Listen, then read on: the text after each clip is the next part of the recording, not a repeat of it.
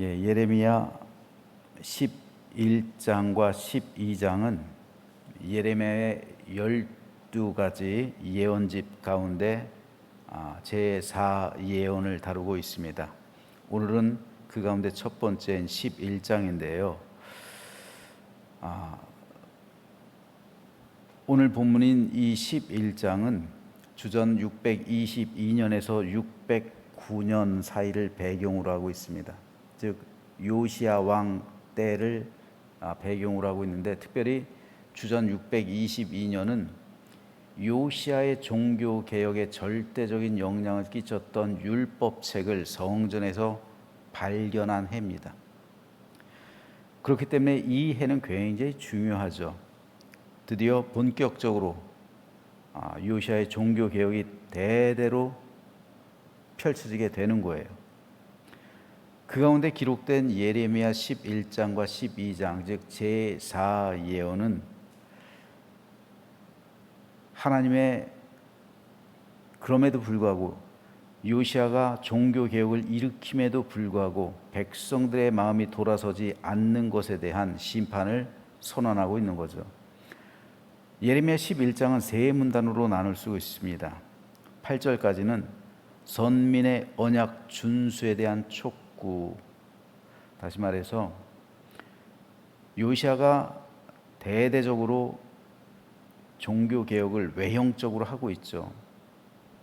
바알 신전, 아세라 목상 다 없애고 있죠. 그러나 백성들의 마음은 요시야가 강제할 수가 없는 거예요. 외형적으로 종교 개혁은 일으킬 수 있어도 내면적인 종교 개혁은 스스로 개인이 해야 되는 거예요. 근데 개인이 하고 있지를 않은 거예요. 그래서 선민의 언약 준수에 대한 촉구를 하고 있고요. 9절에서 17절은 우상 숭배로 인한 언약 파기와 심판을 선언하고 있어요. 백성들의 마음이 변화되지 않고 있어요. 그러니까 그 종교 개혁이 결국은 실패로 돌아간 거예요. 요시야처럼 산당을 없애고 철저하게 종교 개혁을 한 사람은 히스기야를 제외하고는 아무도 없어요. 히스기야도 요시야에 미치질 못해요. 종교 개혁을 철저하게 한 것은 요시야 전에도 없었고 후에도 없어요. 그런데도 그 종교 개혁은 실패한 거예요. 왜요?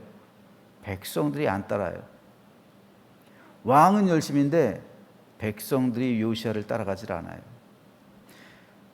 왕권에 의해서 유다 전 지역에 있는 모든 산당들, 신전들, 우상 숭배자들, 그리고 우상을 숭배했던 선조들, 또 모든 신상들 다 없애요. 그런데 백성들의 마음은 없애지 못하잖아요. 그 마음을 어떻게 없애요? 그 마음을 요시야가 어떻게 돌이켜요? 그건 백성들 스스로 해야 되는데 안 되는 거예요.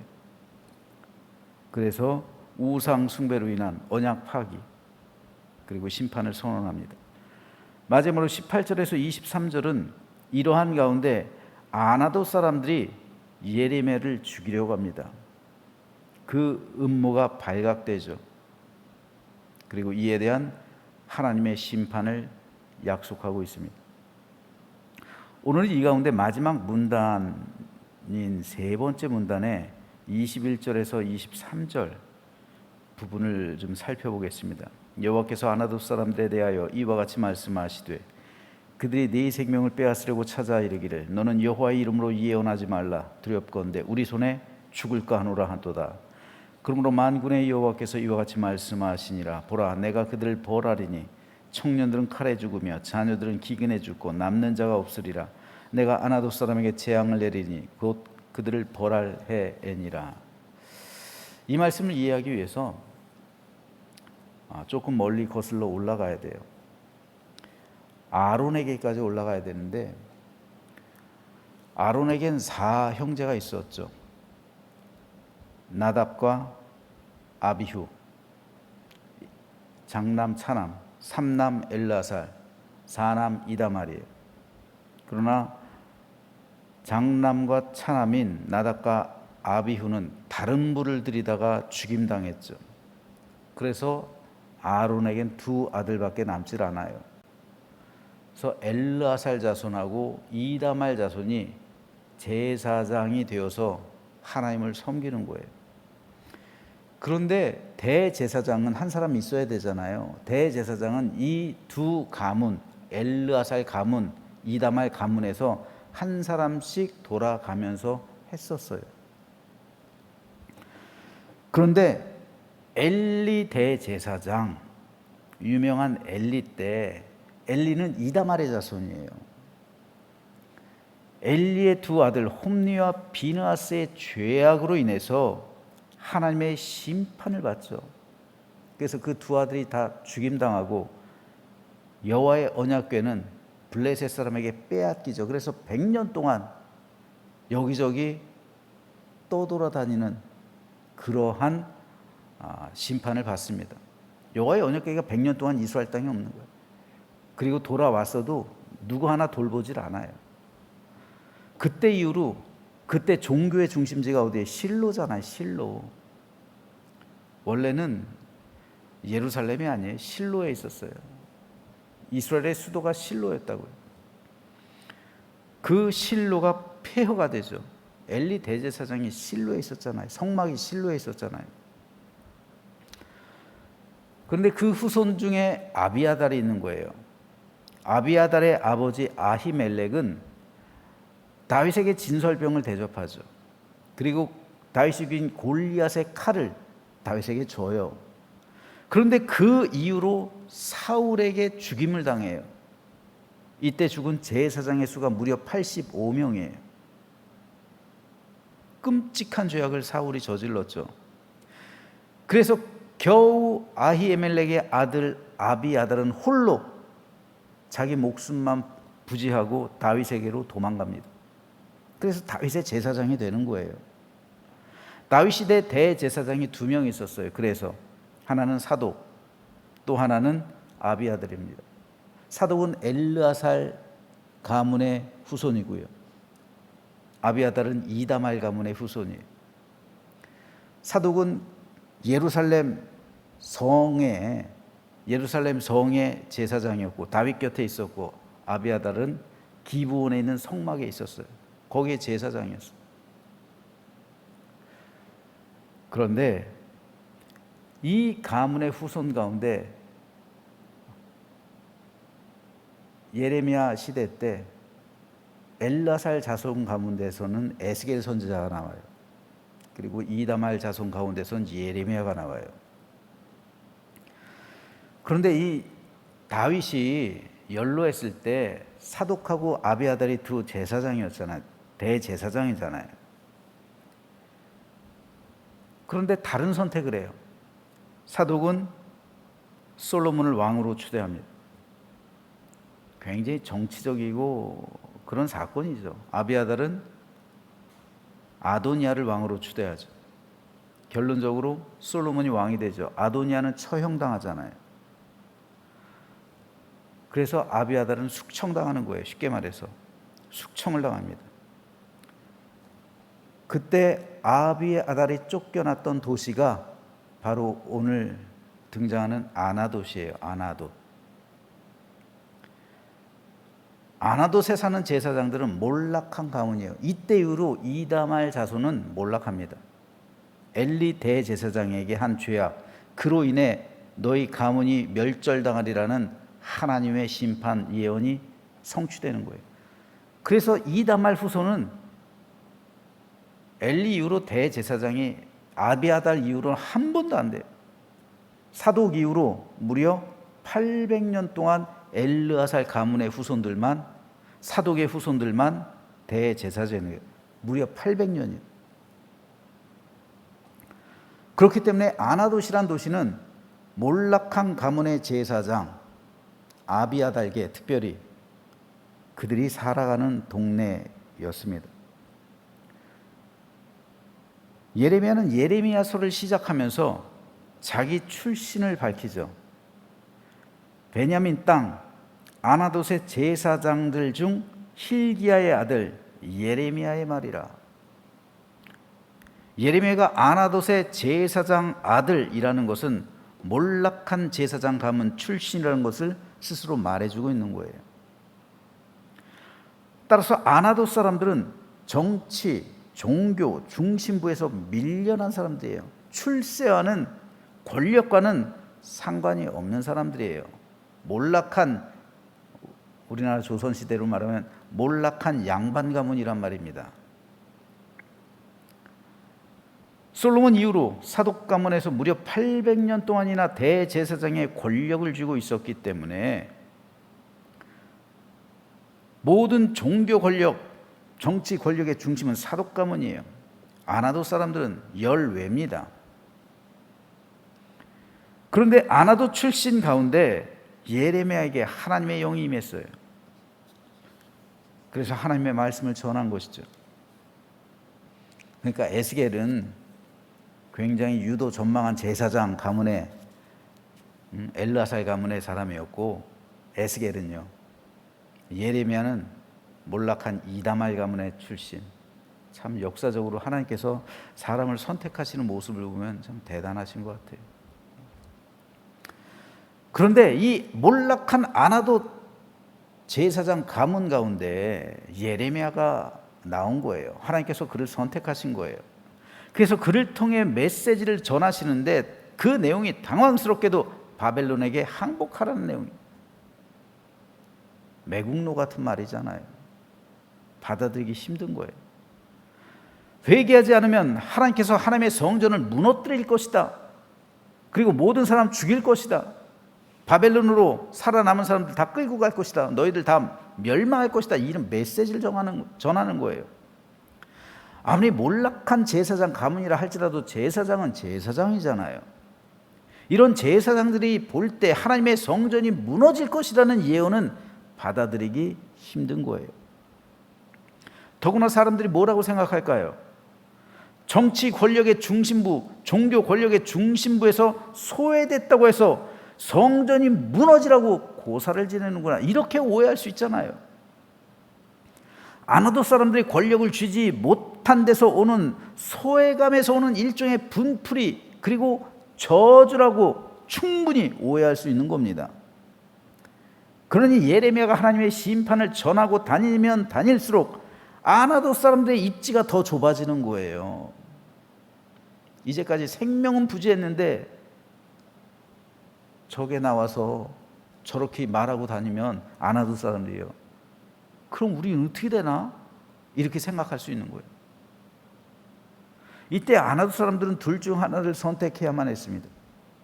하나는 예레미야를 도와서 그 말씀이 참이라는 사실을 알리고 예레미야와 함께 회개 운동에 동참하는 것이죠. 제사장 가문이잖아요. 아무리 몰락했어도 종교, 정치, 권력의 중심부에서 소외되긴 했지만 제사장은 제사장이잖아요. 그렇기 때문에 사회적인 영향력이 있는 거예요. 제사장 가문이기 때문에 예레미야를 도와서 충분히 이 회개 운동에 동참할 수가 있는 겁니다. 두 번째 선택은 다른 사람들의 오해를 사회적으로 받지 않기 위해서 아나돗 사람들이 나서서 예레미야를 제거하는 거예요. 끊어내는 겁니다. 자기와 상관없다, 우리 아나돗 사람들과 상관없이 얘 혼자 독단적으로 이렇게 말하고 다니는 거다라는 것을 증명해 보일 필요가 있어요. 아니면 그렇지 않으면 자기들도 오해받아서 한꺼번에 예레미야와 짜고 아나돗 사람들 전부가 반란을 일으켰다라고 오해받을 수도 있어요. 그래서 그들과 한 무리가 돼서 나라를 멸망당하라고, 그리고 백성들에게 아주 나쁜 영향력을 미친다고 그렇게 충분히 오해할 수 있고, 그렇게 되면 자기들도 국가에 의해서 핍박을 받을 수밖에 없죠. 더군다나 자기들이 무슨 힘이 있어요. 그래서 살기 위해, 핍박받지 않기 위해 예레미야를 죽이려 했던 겁니다. 스스로 끊어내려고 했던 거예요. 다시 말해서 아버지의 형제들, 가까운 친족들, 그리고 먼 사촌들, 이웃들이 예레미야를 죽이려 했던 거예요. 실제로 아나돗이란 동네 자체가 아비아달의 후손들이 살아가는 곳도 아닙니까? 그런데 그들이 예레미야를 죽이려 했던 거예요. 그런데 예수님도 고향에서 배척을 받으시죠. 나사렛 사람들 역시 예수님을 낭떠러지로 떨어뜨려 죽이려 했죠. 그래서 예수님께서 뭐라고 말씀하십니까? 내가 진실로 너에게 이르노니 선지자가 고향에서는 환영을 받는 자가 없다. 이 말씀을 하실 때 어쩌면 예수님께서 예레미야를 먼저 떠올리셨을지도 모를 일이에요. 왜요? 예레미야도 고향 사람들, 친족들이 죽이려 했잖아요. 가장 응원받고 격려를 받고 힘을 받아야 할, 힘을 주어야 할 그 사람들이 도리어 죽이려 했다는 겁니다. 이에 대해서 하나님은 이렇게 심판을 선언합니다. 여호와께서 아나돗 사람들에 대하여 이와 같이 말씀하시되 그들이 내 생명을 빼앗으려고 찾아 이르기를 너는 여호와의 이름으로 예언하지 말라 두렵건대 우리 손에 죽을까 하노라 하도다.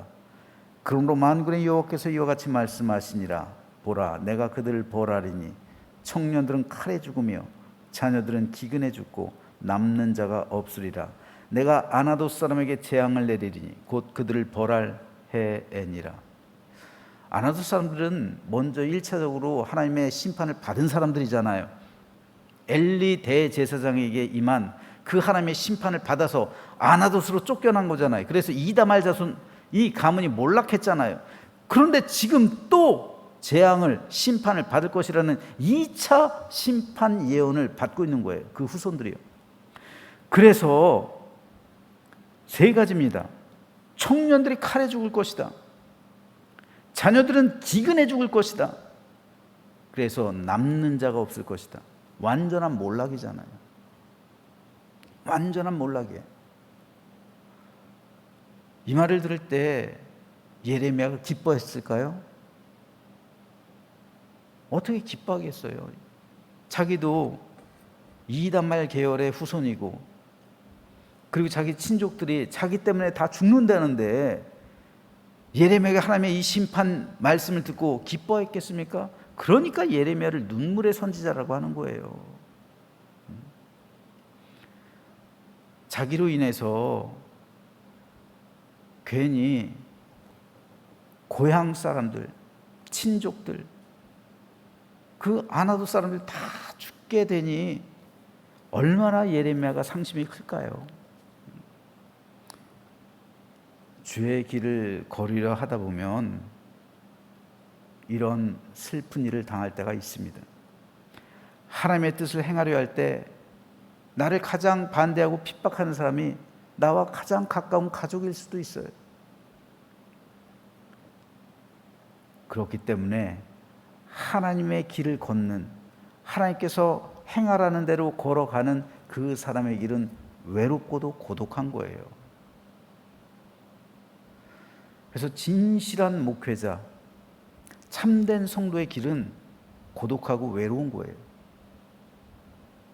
많은 대중들이 알아주질 않아요. 많은 사람들이 인정하질 않아요. 하지만 그럼에도 불구하고 예레미야를 통해 말씀하시는 그 하나님의 음성. 그래서 예레미야는 울며 애굽에까지 갔던 것이고 결국 그곳에서 돌 맞아 죽어요. 이것이 선지자의 삶이에요. 그럼 이 선지자의 삶을 통해서 남은 게 뭐예요? 남은 게 예레미야서예요. 남은 게 예레미야 애가입니다.